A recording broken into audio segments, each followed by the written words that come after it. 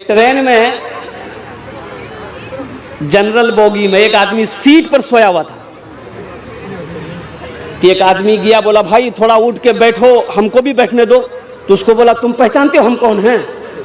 बोला अरे बाप लगता बदमाश है। बोला भाई झमेला करना नहीं है, छोड़ दिया। वो आदमी आगे दूसरे डिब्बा में चला गया। दूसरा आदमी आया, वो भी बोला कि भाई थोड़ा उठ के बैठते, हम भी बैठ जाते। बोला तुम पहचानते हो हम कौन हैं? बोला बाप लगता कोई नेता होता है।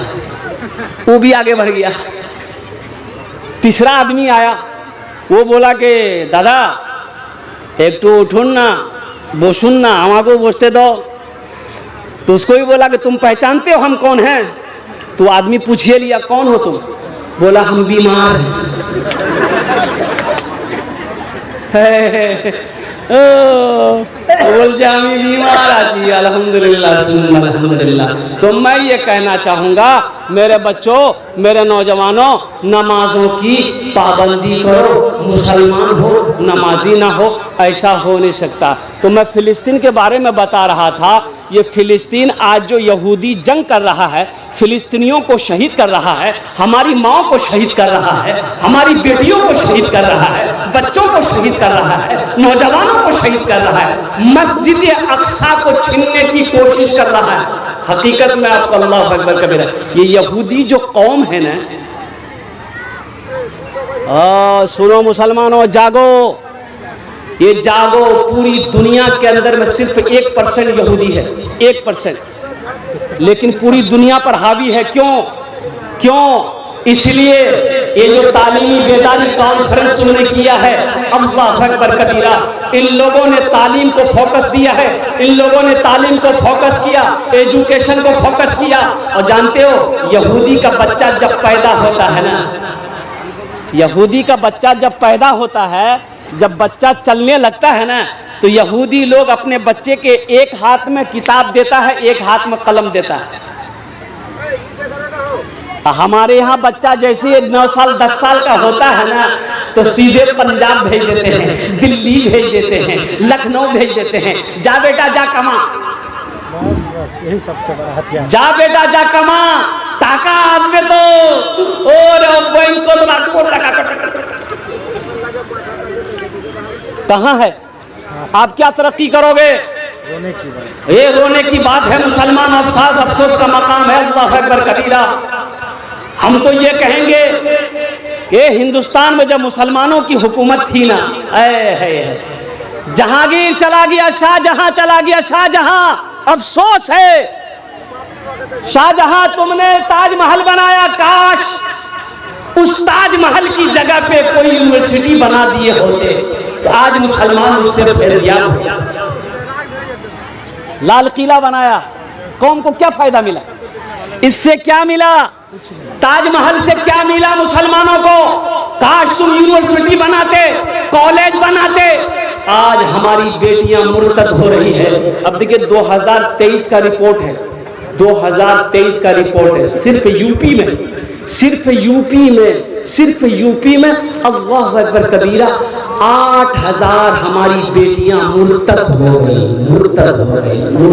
सरकारी रिपोर्ट है, सरकारी रिपोर्ट, बिना रिपोर्ट तो इससे कहीं। अल्लाह अकबर कबीरा, कुर्बान जाओ मुसलमानों। आज अफसोस का मकाम है कि मेरे पास कोई अच्छी यूनिवर्सिटी नहीं है, कोई अच्छा कॉलेज नहीं है, और कोई अच्छा मदरसा बेहतरीन नहीं है जहां पर हमारे बच्चे तालीम हासिल कर रहे हैं। और जो है भी तो हम इल्म हासिल कर नहीं रहे हैं, तालीम हासिल कर नहीं रहे हैं, तालीम को हमने नजरअंदाज कर दिया है। तो बताओ वो कौम तरक्की नहीं करेगी तो कौन करेगा?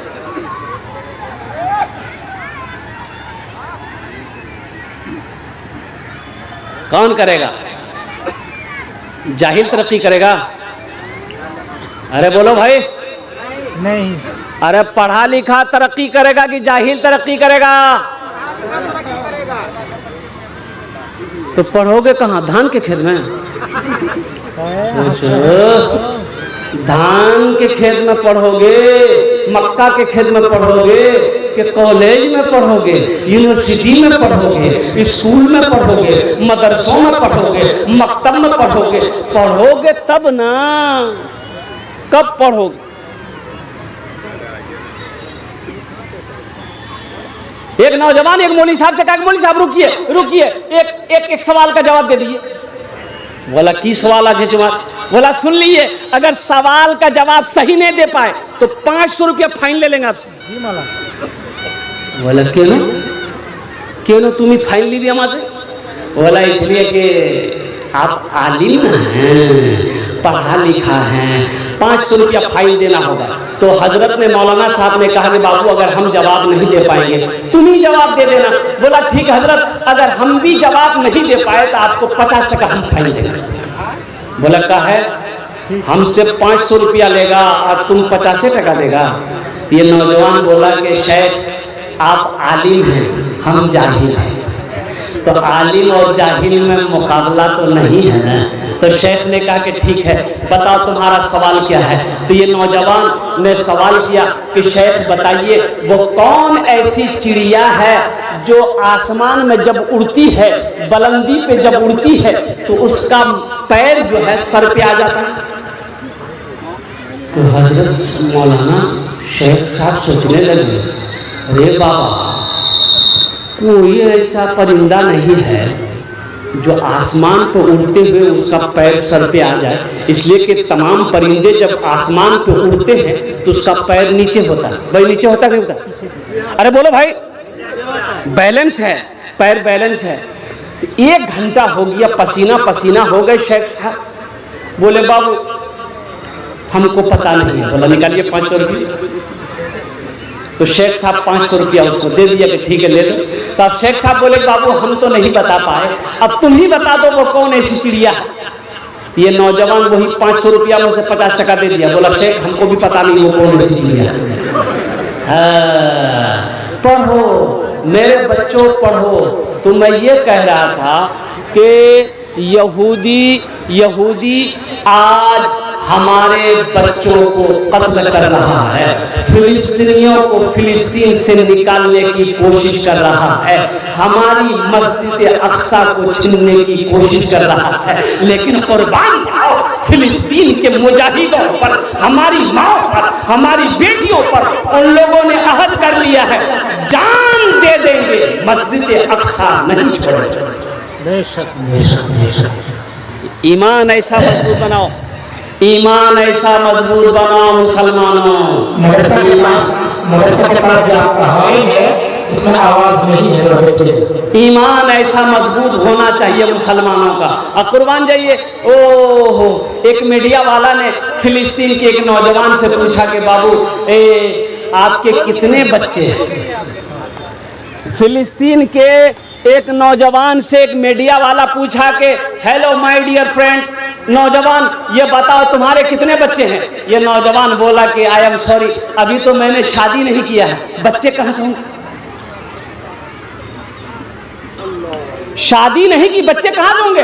तो मीडिया वाला चेहरा देखने लगा, बोला कि मुझे तो ऐसा लगता है कि आपकी उम्र ज्यादा है, 40 के पार है, आपने अभी तक शादी नहीं की। कुर्बान जाओ वो फिलिस्तीन का नौजवान जवाब देता है मीडिया वाले को कि तमाम फिलिस्तीन के नौजवानों ने, हम लोगों ने कसम खाई है कि जब तक मस्जिद अक्सा को आजाद नहीं करा लेंगे हम लोग निकाह नहीं करेंगे। हम लोग, अरे बोलो भाई हम लोग, हाँ हम लोगों ने कसम खाई कि जब तक यहूदियों से मस्जिद अक्सा को आजाद नहीं करा लेंगे हम खुशी नहीं मनाएंगे, हम निकाह नहीं करेंगे, हम शादी नहीं करेंगे। और कुर्बान जाओ नौजवानों, मेरे बच्चों, हमें उन लोगों से सीखना चाहिए ईमान किसे कहते हैं, मुसलमान का ईमान कैसा होना चाहिए। अल्लाहु अकबर कबीरा। और मौलाना वली रहमतुल्लाह अलैह चले गए इस दुनिया से और उन्होंने कहा था कि ईमान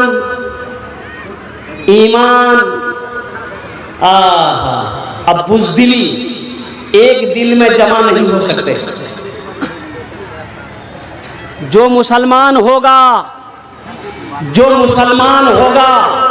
जो ईमान वाला होगा, जिसके दिल में ईमान है वो डरपोक नहीं होगा, वो बुज़दिल नहीं होगा, वो डरपोक नहीं होगा। और इसलिए कि दिल में ईमान और बुज़दिली एक जगह जमा हो ही नहीं सकते। चाहे तो बुज़दिली रहेगी, चाहे तो ईमान रहेगा। इंशाअल्लाह अपने दिलों के अंदर में ईमान को मजबूत करेंगे इंशाअल्लाह। भाई हाथ उठाओ, कितने लोग तैयार हैं इंशाअल्लाह अपने ईमान को मजबूत बनाओगे? अल्हम्दुलिल्लाह, अल्लाह हमारे बच्चों के ईमान को पहाड़ जैसा मजबूत बना दे। और कुर्बान जाओ, आपकी इजाज़त हो तो फिलिस्तीन के वो नौजवान, वो बच्चे, वो हमारी माएँ, वो हमारी बेटियाँ, वो हमारा भाई क्या कहता है, अगर आपकी इजाज़त हो तो अशआर के जरिए सुना दूं? अरे सुना दूं? यही ईमान मेरा है, बोलो बोलो मुसलमानों, यही ईमान मेरा है, बोलो बोलो मुसलमानों, यही ईमान मेरा है, बोलो बोलो मुसलमानों, बोलो बोलो, यही ईमान मेरा है, बोलो बोलो मुसलमानों। अभी वक्फ तरमीमी बिल मुझे कह लेने दो। मुसलमानों जगो उठो, तुम्हें पता नहीं है, अभी एक वीडियो वायरल हो रही है, सीतामढ़ी में एक एमएलए है तलवार बांट रहा। देखा कि नहीं देखा? रे बोलो, देखे कि नहीं वीडियो? वो तलवार बांट रहा है घर घर।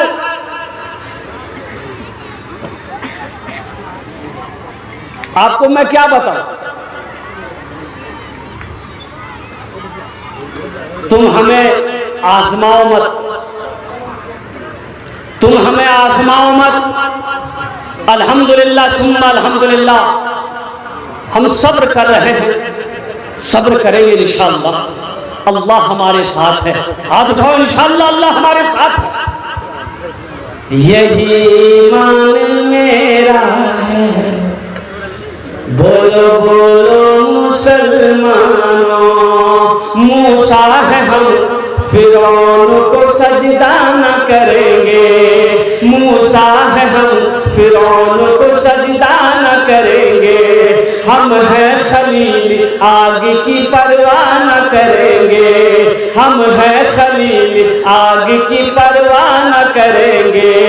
बू जहल अगर तुम हो तो हम भी बिलाली हैं, बू जहल अगर तुम हो तो हम भी बिलाली हैं, मर जाएंगे ईमान का सौदा न करेंगे, यही ईमान मेरा है, बोलो बोलो मुसलमानों, बोलो बोलो, यही ईमान मेरा है, बोलो बोलो मुसलमानों।